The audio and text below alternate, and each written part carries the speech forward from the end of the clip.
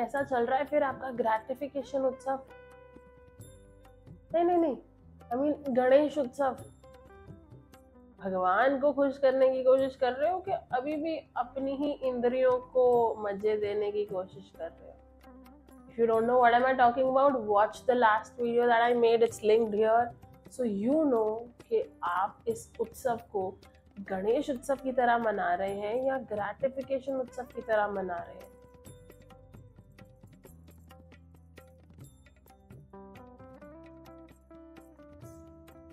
इंतजार कर रहे थे ना इस वीडियो का? मैं भी इंतजार कर रही थी आपको आपके क्वेश्चन का आंसर देने का। तो मैं एक बड़ी प्यारी सी स्टोरी सुनाऊंगी जो आपको लगता है कि आपको आती है, लेकिन शायद थोड़ा ऑल्टर्ड वर्जन आता है। So don't think that I'm telling you a story that you already know, because stay till the end if you want the answer to your question. तो हम सबको ये पता है कि गणपति जी को अग्र पूजा का वरदान मिला है। अग्र पूजा क्या होती है? सबसे पहली पूजा गणपति जी की होती है। भले अब ये हाउस वार्मिंग पार्टी हो तो पहली पूजा किसकी होती है? गणपति जी की। गर्भधान संस्कार हो तो पहली पूजा किसकी होती है? गणपति जी की। शादी हो, किसी घर का मुहूर्त हो, शॉप का मुहूर्त हो, पहली पूजा किसकी होती है? गणपति जी की। बच्चा पैदा होता है, पहली पूजा किसकी होती है?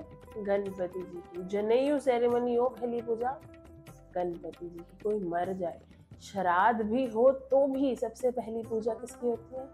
गणपति जी की। क्यों? इतने सारे करोड़ों देवी देवता हैं, क्यों गणपति जी की अग्र पूजा होती है?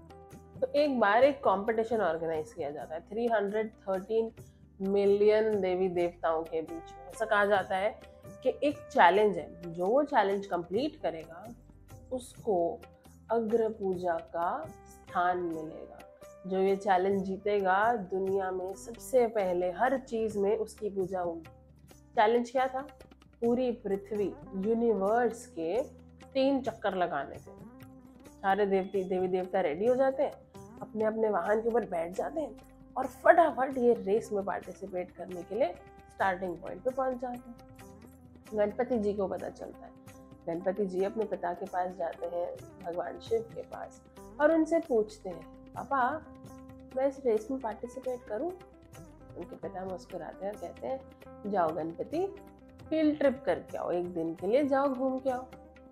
गणपति जी जाते हैं और जाते जाते सोचते हैं कि मेरा जो ये मूषक है, ब्रह्मा जी का तो हंस है, कार्तिकेय का तो मोर है, ये लोग सब तो फटाफट भागेंगे, लेकिन ये मेरा मूषक, हाउ इज दिस छोटू सा माउस गोइंग टू रन? और स्पेशली जब एक माउस को इधर उधर कुछ दिखता है तो फटाफट डिस्ट्रैक्ट हो जाता है, तो मेरा मूषक तो मुझे हरा देगा। एक काम करता हूँ, मूषक को रहने देता हूँ, मैं खुद ही भागता हूँ। तो गणपति जी मोटे से भागना शुरू करते हैं, लेकिन बहुत मुश्किल लगती है। 10 स्टेप भागते हैं और पसीना पसीना हो जाते हैं। अब ये चैलेंज के अंदर एक और छोटा सा ट्विस्ट होता है। ट्विस्ट क्या है? सारे के सारे 313 मिलियन देवी देवता एक तरफ भाग रहे हैं और सामने जा रहे हैं नारद मुनि। तो अब ये देवी देवताओं के पास ना 2 ऑप्शन, या तो ये देवी देवता नारद मुनि को देखें, उनको प्रणाम करें क्योंकि वो वैष्णव है, उनका आशीर्वाद लें और फिर अपनी रेस कंटिन्यू करें, और दूसरा ऑप्शन है अपना मुंह छुपाएं नारद मुनि से और भाग के फटाफट निकल जाएं और नारद मुनि को इग्नोर कर दें। अब बहुत सारे देवी देवताओं ने डिसाइड किया कि नहीं यार, नारद मुनि तो वैष्णव है, वैष्णवों का आशीर्वाद तो जरूरी होता है, हम रुक के नारद मुनि से बात कर लेंगे, उनसे आशीर्वाद ले लेंगे, उन्हें प्रणाम कर लेंगे। लेकिन फिर उन्होंने सोचा कि ये तो वैष्णव है, इनका आशीर्वाद मतलब तो हरि कथा, और एक बार एक वैष्णव हरि कथा करना शुरू करता तो खत्म ही नहीं करता, टाइम की तरफ तो देखता ही नहीं है।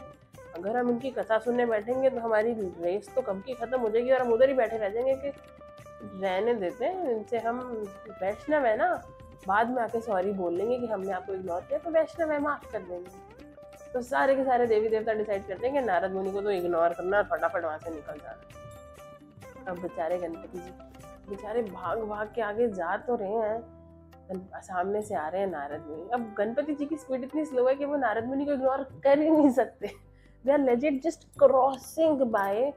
गणपति जी को लगता है कि ऐसे तो नहीं मैं कर सकता, वैष्णव है नारद मुनि। गणपति जी रुक जाते हैं, नारद मुनि के पास जाते हैं और उन्हें कहते हैं कि नारद मुनि प्रणाम। गणपति जी स्माइल कर रहे हैं, नारद मुनि और बड़ी स्माइल कर रहे हैं, तुम रुक गए, तुमको रेस में जीतना नहीं है? गणपति जी कहते हैं नहीं, मुझे एक वैष्णव की इज्जत करनी है, मुझे आपसे आशीर्वाद लेना है, इसलिए मैं रुक गया। नारद मुनि कहते हैं तुम जीत नहीं पाओगे। गणपति कहते हैं अगर मैं रुक के आपसे आशीर्वाद लेता हूँ ना तो इस रेस से बहुत बड़ी जीत होगी मेरी। नारद मुनि कहते हैं आर यू श्योर, मतलब मेरा आशीर्वाद देना थोड़ा लंबा भी हो सकता है। गणपति जी मुस्कुराते हैं और कहते हैं नहीं, मेरे दो बड़े बड़े कान हैं, मैं श्रवण करना चाहता हूँ, मैं सुनना चाहता हूँ आपसे भगवान के बारे में, तो चलेगा, मैं रेस हार भी जाऊंगा तो भी चलेगा, लेकिन मुझे एक वैष्णव से भगवान के गुणों के बारे में सुनना है।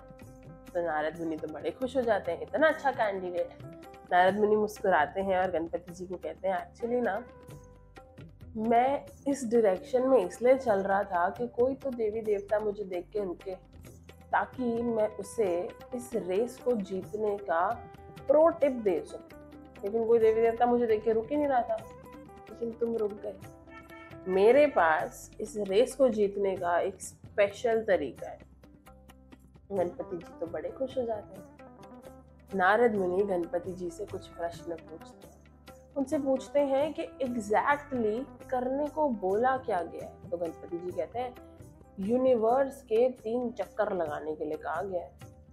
तो नारद मुनि कहते हैं अच्छा, यूनिवर्स के 3 सबसे इम्पोर्टेंट कंपोनेंट्स कौन से हैं? तो गणपति जी ना थोड़ा सा सोचते हैं और फिर उन्हें याद आता है भगवद गीता के 15th चैप्टर में गणपति जी ने तो लिखा था ना तद भास्यते सूर्यो न शशांको न पावकः यद गत्वा न निवर्तन्ते तद्धाम हम परमं मम।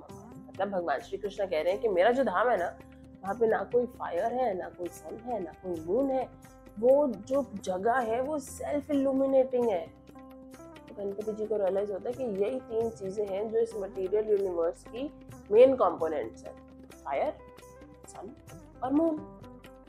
वो ये बात नारद मुनि को बताते हैं। नारद मुनि बड़े खुश हो जाते हैं, वेरी इंटेलिजेंट स्टूडेंट। नारद मुनि कहते हैं ठीक है, अब फायर को संस्कृत में क्या कहते हैं? तो गणपति जी थोड़ा सा सोचते हैं और कहते हैं वैसे तो फायर के बहुत सारे संस्कृत के नाम हैं, लेकिन जो मेन नाम है, जो टॉप ऑफ द लिस्ट है, उसका नाम है कृषाणु।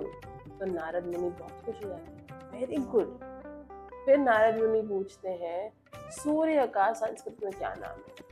तो गणपति जी सोचते हैं और कहते हैं सूर्य के भी वैसे संस्कृत में बहुत सारे नाम हैं, लेकिन जो बेस्ट परफेक्ट नेम है वो है भानु। तो नारद मुनि और खुश हो जाते हैं, wow you are so intelligent. Okay, last question, moon को संस्कृत में क्या? मून के भी संस्कृत में बहुत सारे नाम है, लेकिन जो बेस्ट नाम टॉप ऑफ द लिस्ट है उसका नाम है हिमकर। तो गणपति जी कहते हैं हिमकर। तो नारद मुनि गणपति जी से कहते हैं वेरी गुड गणपति, तुम्हारी आधी प्रॉब्लम तो सॉल्व हो चुकी है। तुमने कहा कि फायर को संस्कृत में कहते हैं कृषाणु, अब तुम मुझे ये बताओ कि कृषाणु का क्या मतलब होता है? तो गणपति जी सोचते हैं और कहते हैं कि कृषाणु तो कोई वर्ड ही नहीं होता, संस्कृत में कोई वर्ड नहीं है कृषाणु। तो नारद मुनि कहते हैं अच्छा, कृषाणु मतलब नथिंग, उसका कोई मतलब नहीं है। कृषाणु को अगर कृषाणु करना है, फायर करना है, तो उसमें क्या मिसिंग है? तो गणपति जी कहते हैं र आर। नारद मुनि कहते हैं वेरी गुड। सेकंड, नारद मुनि कहते हैं कि तुमने कहा कि सूर्य को कहते हैं भानु, तो भानु का क्या मतलब होता है? गणपति जी सोचते हैं, कहते हैं भानु भी कोई वर्ड नहीं है, संस्कृत में कोई वर्ड नहीं है भानु। तो नारद मुनि कहते हैं कि अगर भानु को nothing, Bhanu does not mean anything, if you want to make Bhanu to Bhanu, तो क्या मिसिंग है? तो गणपति जी कहते हैं आ भानु। नारद मुनि कहते हैं वेरी गुड। थर्ड, मून को कहते हैं हिमकर, तुम बताओ ही कर का क्या मतलब होता है? गणपति कहते हैं ये भी कोई वर्ड नहीं है संस्कृत में, ही कर क्या होता है, इसका कोई मतलब नहीं है। तो नारद मुनि कहते हैं कि अगर ही कर को हिम कर करना है तो उसमें क्या मिसिंग है? तो गणपति जी कहते हैं माँ। तो 3 चीजें जो इन तीनों एलिमेंट्स में सबसे इम्पोर्टेंट है वो है र, आ और म, मतलब राम। ये पूरे यूनिवर्स में जो मेन 3 एलिमेंट है, उन 3 एलिमेंट्स में से जो मेन 3 सिलेबल्स हैं वो है र, आ और म, राम। मतलब राम ये पूरे यूनिवर्स का एसेंस है, ये पूरे यूनिवर्स का निचोड़ है राम। तो गणपति जी कहते हैं अच्छा अब क्या करना पड़ेगा? नारद मुनि कहते हैं वेरी इजी, राम जी को ढूंढो, जाओ उनकी 3 परिक्रमा कर लो, हो जाएगा यूनिवर्स, हो जाएंगी यूनिवर्स की 3 परिक्रमा। तो गणपति जी कहते हैं ये तो बहुत इजी हो गया, लेकिन राम जी कहाँ मिलेंगे? तो नारद मुनि मुस्कुराते हैं और कहते हैं कि गणपति तुम्हें तो सब पता है, अभिनत्वो नाम नामिनो, नाम और नामी, नेम और पर्सनालिटी में कोई अंतर नहीं है। तुम अपनी सूंड से धरती पर यहीं राम लिखो, क्योंकि इस नाम में और वो भगवान में कोई अंतर नहीं। तुम ये नाम लिखो और इसकी 3 परिक्रमाएं लगा लो। गणपति जी फटाफट नीचे लिखते हैं राम राम और इसकी 3 परिक्रमाएं लगाते हैं।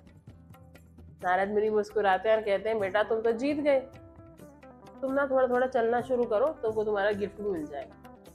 तो गणपति जी तो बड़े खुश हैं। गणपति जी चलना शुरू करते हैं फिर से, तो पीछे मुड़ के देखते हैं सारे के सारे देवी देवता पीछे बेचारे हाँफ रहे, मतलब they are dying to finish the race, और गणपति जी मस्त आराम से चल रहे होते हैं and he is the first person to cross the line and he wins. तो इस स्टोरी से हमने क्या सीखा? हमने इस स्टोरी से 4 सबसे इम्पोर्टेंट चीजें सीखी हैं। फर्स्ट, जो व्यक्ति अपने जीवन के सेंटर में राम को रख के उसके आजू बाजू अपना जीवन निकाल दे, वो व्यक्ति की हर सिचुएशन में क्या होगी? जीत होगी।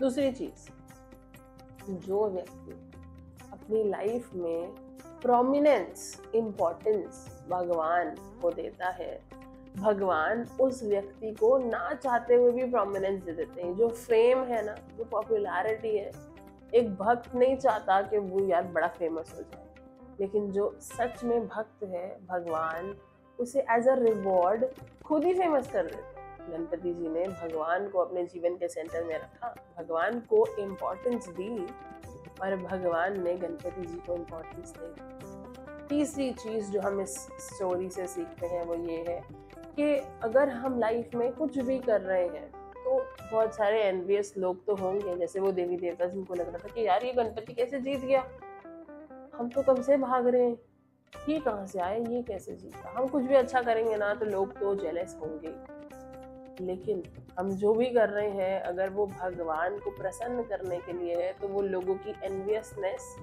हमें रोक नहीं पाएगी, हमें तोड़ नहीं पाएगी, हमारा उत्साह, हमारा डेडिकेशन डिस्ट्रॉय नहीं कर पाएगी। अगर हम भगवान के लिए जो भी कर रहे हैं वो भगवान के लिए कर रहे हैं। और चौथी चीज सबसे इम्पोर्टेंट, गणपति जी ने भगवान को, राम को अपने जीवन में प्रोमिनेंस दिया, इम्पोर्टेंस दिया, तो भगवान ने उनको ये शक्ति दी जिस शक्ति से गणपति जी सारे के सारे वैदिक लिटरेचर, शास्त्रों को लिख सके। अब आप सोचिए इस स्टोरी को सुनने के बाद आपको क्या लगता है गणपति जी के जीवन में सबसे इम्पोर्टेंट क्या है? आप जब गणपति जी के पास जाएंगे तो उनसे क्या मांगेंगे? आपके पास जो सबसे इम्पोर्टेंट है, जो सबसे वैल्यूएबल है, वो मुझे दे दीजिए। और क्या है गणपति जी के पास, क्या है शिव जी के पास जो सबसे इम्पोर्टेंट? राम का नाम। तो if you like this video और आपको इस वीडियो से कुछ सीखने को मिला, don't forget to share it with everybody जिनको आप सच में प्रेम करते हैं और आप चाहते हैं कि वो सीख जाएं कि गणपति जी से क्या मांगना है। Thank you for staying till the end. Thank you so much for being a lovely audience. Ganpati Bappa Morya. Your pretty eyes make me smile and your